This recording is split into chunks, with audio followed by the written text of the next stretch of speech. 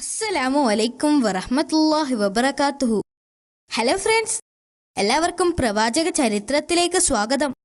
വിശുദ്ധ ഖുർആനിലും തിരുനബി വചനങ്ങളിലും പ്രതിപാദിച്ചിട്ടുള്ള ഏതാനും നബിമാരുടെ ജീവിത ചരിത്രത്തിലെ കുറച്ച് ഭാഗങ്ങളാണ് നിങ്ങൾക്ക് വേണ്ടി ഞങ്ങൾ ഇവിടെ അവതരിപ്പിക്കുന്നത്.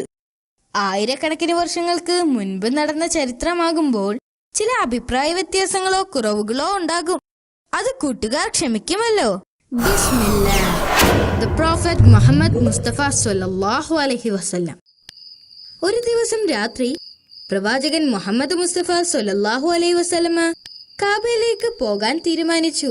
രാത്രി സമയത്ത് കാബ സന്ദർശിക്കാൻ പ്രവാചകന് വളരെ ഇഷ്ടമായിരുന്നു.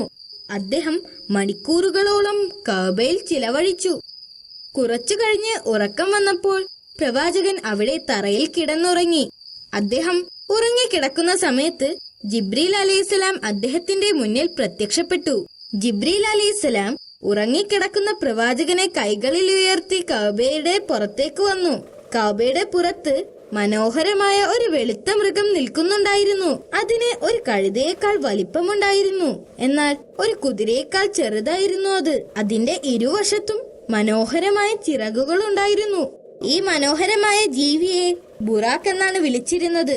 പ്രവാചകൻ അതിന്റെ പുറത്ത് കയറിയ ഉടനെ തന്നെ അത് മുന്നോട്ട് കുതിച്ചു. അത് പ്രവാചകനെയും കൊണ്ട് യാത്ര ചെയ്യാൻ തുടങ്ങി. ആ യാത്ര ജെറുസലേമിലേക്കായിരുന്നു.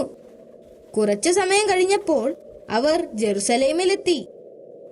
അവിടെ ഒരു തകർന്നടിഞ്ഞ ആരാധനാലയത്തിന്റെ അവശിഷ്ടങ്ങൾ പ്രവാചകൻ കണ്ടു.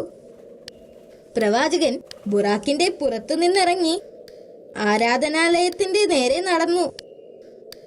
അതിനടുത്തെത്തിയപ്പോൾ അദ്ദേഹം മുൻകാല പ്രവാചകന്മാരെ അടുത്തു കണ്ടു.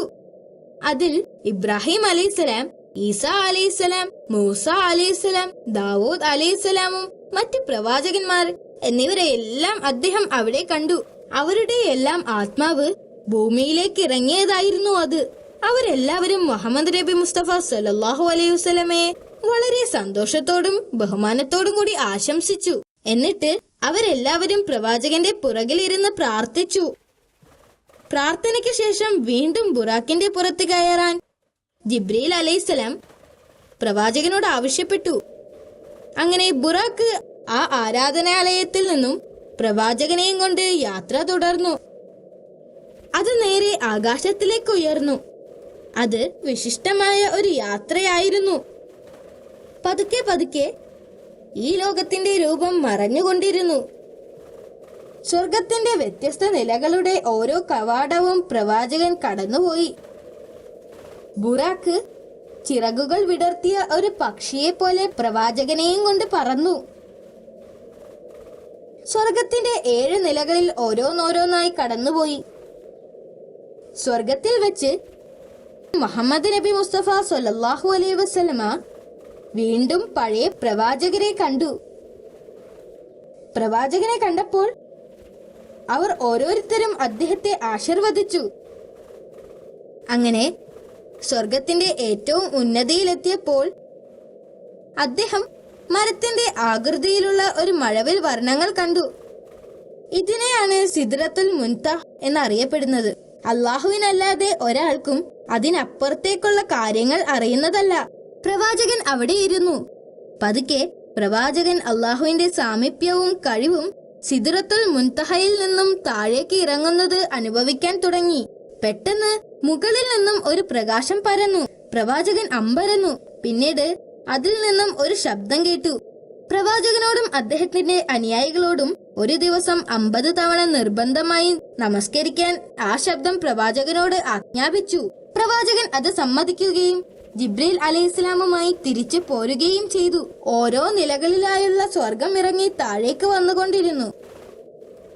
അദ്ദേഹം ഓരോന്നായി താഴേക്ക് ഇറങ്ങിക്കൊണ്ടിരിക്കുമ്പോൾ അവിടെ നിന്നിരുന്ന മൂസ നബി അലൈഹിസ്സലാമിനെ പ്രവാചകൻ കണ്ടപ്പോൾ അള്ളാഹുവിന്റെ കൽപ്പന പ്രവാചകൻ അദ്ദേഹത്തെ അറിയിച്ചു. ഇത് കേട്ടപ്പോൾ മൂസ നബി അലൈഹിസ്സലാം പ്രവാചകനോട് തിരിച്ചു പോകുവാനും നിസ്കാരങ്ങളുടെ എണ്ണം കുറച്ചു തരുവാനും ആവശ്യപ്പെടാൻ പറഞ്ഞു. പ്രവാചകൻ അത് അംഗീകരിക്കുകയും തിരിച്ച് സിദ്റത്തുൽ മുൻതഹയിലേക്ക് പോവുകയും ചെയ്തു. അവിടെ ചെന്ന് നിസ്കാരങ്ങളുടെ എണ്ണം കുറയ്ക്കാൻ അള്ളാഹുവിനോട് അപേക്ഷിച്ചു. അള്ളാഹു സുബ്ഹാനഹു തആല അത് സമ്മതിക്കുകയും നിസ്കാരത്തിന്റെ എണ്ണം പകുതിയായി കുറയ്ക്കുകയും ചെയ്തു. പ്രവാചകൻ സന്തോഷത്തോടെ തിരിച്ച് യാത്രയാവുകയും ചെയ്തു. വീണ്ടും അദ്ദേഹം മൂസാ നബി അലൈഹി ഇസ്ലാമിനെ കാണുകയും നിസ്കാരത്തിന്റെ എണ്ണം കുറച്ചതിനെ കുറിച്ച് അറിയിക്കുകയും ചെയ്തു. എന്നാൽ മൂസാ നബി അലൈഹി ഇസ്ലാം വീണ്ടും അള്ളാഹുവിനോട് നിസ്കാരത്തിന്റെ എണ്ണം കുറച്ചു തരുവാൻ ആവശ്യപ്പെടാൻ പ്രവാചകനോട് പറഞ്ഞു. പ്രവാചകൻ അത് സമ്മതിക്കുകയും വീണ്ടും തിരിച്ച് സിദ്റത്തുൽ മുൻതഹയിലേക്ക് പോവുകയും ചെയ്തു. പ്രവാചകൻ വീണ്ടും അള്ളാഹുവിനോട് നിസ്കാരത്തിന്റെ എണ്ണം ഇനിയും കുറച്ചു തരാൻ അപേക്ഷിച്ചു. ഇത് പലതവണ ആവർത്തിച്ചു. അള്ളാഹു അവസാനം അത് ദിവസവും 5 കുറയ്ക്കുകയും ചെയ്തു. അങ്ങനെ ബുറാക്കും പ്രവാചകനും വളരെ സുരക്ഷിതമായി കഅബയിൽ തിരിച്ചെത്തി. ഈ യാത്രയാണ് ഇസ്രാ മിഅ്റാജ് എന്നറിയപ്പെട്ടത്. മക്കയിലുള്ള ഗോത്രത്തലവന്മാർ പ്രവാചകന്റെ മതപ്രഭാഷണം നിർത്തുന്നതിനു വേണ്ടി പല വഴികളും ശ്രമിച്ചുകൊണ്ടേയിരുന്നു. ഇസ്ലാം മതം സ്വീകരിച്ച ആളുകളെ അവർ പീഡിപ്പിച്ചുകൊണ്ടേയിരുന്നു. മാത്രമല്ല, അവർക്കെതിരെ യുദ്ധം ചെയ്യുമെന്ന് ഭീഷണിപ്പെടുത്തുകയും ചെയ്തു. സാഹചര്യം കൂടുതൽ വഷളായിക്കൊണ്ടിരുന്നു. തന്റെ ജനങ്ങളുടെ ബുദ്ധിമുട്ടുകൾ കണ്ട് പ്രവാചകന് വളരെയധികം വിഷമം തോന്നി. അദ്ദേഹം തന്റെ ജനതയോട് അവിടെ നിന്ന് മറ്റേതെങ്കിലും ഒരു നഗരത്തിലേക്ക് പലായനം ചെയ്യാൻ ആവശ്യപ്പെട്ടു. ഈ സമയത്ത് അവരുടെ അയൽ രാജ്യം ഭരിച്ചിരുന്നത് നിഗസ് എന്ന രാജാവായിരുന്നു. അദ്ദേഹം തന്റെ ജനങ്ങളെ വളരെയധികം സ്നേഹിച്ചിരുന്ന ഭരണാധികാരിയായിരുന്നു. മാത്രമല്ല, അദ്ദേഹം വളരെ ബുദ്ധിമാനുമായിരുന്നു. നിഗസ് രാജാവിന്റെ കീഴിൽ തന്റെ ജനത സുരക്ഷിതമായിരിക്കുമെന്ന് പ്രവാചകൻ അറിയാമായിരുന്നു. തന്റെ ജനങ്ങൾക്ക് ഒരു സഹായം ആവശ്യമുണ്ടെന്ന് പറഞ്ഞ് പ്രവാചകൻ രാജാവിന് ഒരു സന്ദേശം അയച്ചു. തന്റെ ആളുകളിൽ നിന്നും കുറച്ചു കുടുംബത്തോട് അയൽ രാജ്യത്തിലേക്ക് പലായനം ചെയ്യാൻ നബി ആവശ്യപ്പെട്ടു. ആളുകൾ സമ്മതിക്കുകയും കുറച്ചു കുടുംബങ്ങൾ രാത്രിയായപ്പോൾ ശത്രുക്കൾ കാണാതെ അബീസിനിയയിലേക്ക് യാത്ര പുറപ്പെട്ടു. അഭയാർത്ഥികൾ രാജാവിന്റെ അനുവാദത്തിനായി കൊട്ടാരത്തിലേക്ക് പോയി. രാജാവ് അവരെ സ്വാഗതം ചെയ്യുകയും അവർക്ക് സംരക്ഷണം വാഗ്ദാനം ചെയ്യുകയും ചെയ്തു. അവരെ പിന്തുടർന്ന് വീണ്ടും ആളുകളെത്തി. പിന്നെയും ആളുകൾ അങ്ങോട്ട് വന്നുകൊണ്ടേയിരുന്നു. അങ്ങനെ 100ഓളം കുടുംബങ്ങൾ അങ്ങോട്ട് കുടിയേറി പാർത്തു. ഈ സമയം പ്രവാചകന് ധാരാളം അനുയായികൾ ഉണ്ടായിരുന്നു. അതിൽ ഏറ്റവും പ്രധാനപ്പെട്ട കാര്യം ഇസ്ലാമിന്റെ ഏറ്റവും വലിയ ശത്രുവായിരുന്ന ഉമർ ഇബ്നുൽ ഖത്താബ് റളിയല്ലാഹു അൻഹു ഇസ്ലാം മതം സ്വീകരിച്ചതായിരുന്നു. ആദ്യകാലങ്ങളിൽ അദ്ദേഹം ഇസ്ലാമിനെ വെറുക്കുകയും ഇസ്ലാമിനെ കുറിച്ച് കൂടുതൽ മനസ്സിലായപ്പോൾ അദ്ദേഹം ഇസ്ലാം മതം സ്വീകരിക്കുകയും ചെയ്തു. ഇതറിഞ്ഞ ഖുറൈശികൾക്ക് വലിയ ദേഷ്യം വരികയും അവർ പ്രവാചകനെ കൊല്ലാൻ തീരുമാനിക്കുകയും ചെയ്തു.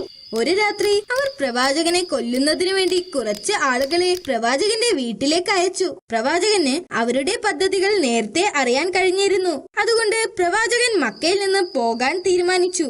പ്രവാചകൻ വീടിന് പുറത്തിറങ്ങുന്നതും നോക്കി ശത്രുക്കൾ നബിയുടെ വീടിന്റെ പുറത്ത് കാത്തുനിന്നു. പ്രവാചകൻ തന്റെ പലായനത്തെ കുറിച്ച് അലി റളിയല്ലാഹു അൻഹുവിനെ അറിയിച്ചു. നബി സല്ലല്ലാഹു അലൈഹി വസല്ലമ ഉറങ്ങുന്ന സ്ഥലത്ത് അലി റളിയല്ലാഹു അൻഹുവിനോട് പോയി കിടക്കാൻ ആവശ്യപ്പെട്ടു. അതുവഴി അക്രമികളെ ആശയക്കുഴപ്പത്തിലാക്കുവാനായിരുന്നു അത്. ഇത് കേട്ടപ്പോൾ അലി റളിയല്ലാഹു അൻഹു നബിയോട് ചോദിച്ചു, അങ്ങയുടെ കിടക്കയിൽ അങ്ങേക്ക് പകരം ഞാൻ കിടക്കുമ്പോൾ എന്റെ ജീവിതം സുരക്ഷിതമാണോ? അതെ, പ്രവാചകൻ മറുപടി പറഞ്ഞു. അലി റളിയല്ലാഹു അൻഹു അല്ലാഹു സുബ്ഹാനഹു തആലക്ക് നന്ദി പറഞ്ഞു. അദ്ദേഹം ഒരു പ്രയാസവും കൂടാതെ പ്രവാചകന്റെ കിടക്കയിൽ കിടക്കുകയും പ്രവാചകന്റെ പുതപ്പെടുത്ത് പുതയ്ക്കുകയും ചെയ്തു. അങ്ങനെ അലി റളിയല്ലാഹു അൻഹു ചെയ്ത കാരണം പ്രവാചകൻ ആരുടെയും ശ്രദ്ധയിൽപ്പെടാതെ അവിടെ നിന്ന് രക്ഷപ്പെടാൻ കഴിഞ്ഞു. മുഹമ്മദ് നബി മുസ്തഫ സ്വല്ലല്ലാഹു അലൈഹി വസല്ലമ അവിടെ നിന്ന് വളരെ ദൂരേക്ക് രക്ഷപ്പെട്ട വിവരം അക്രമികൾ മനസ്സിലാക്കി. മക്കയിൽ നിന്നും പ്രവാചകൻ മദീനയിലേക്ക് പോവുകയും അവിടെ അദ്ദേഹത്തിന്റെ ആളുകളോടൊപ്പം അവിടെ താമസിക്കുകയും ചെയ്തു.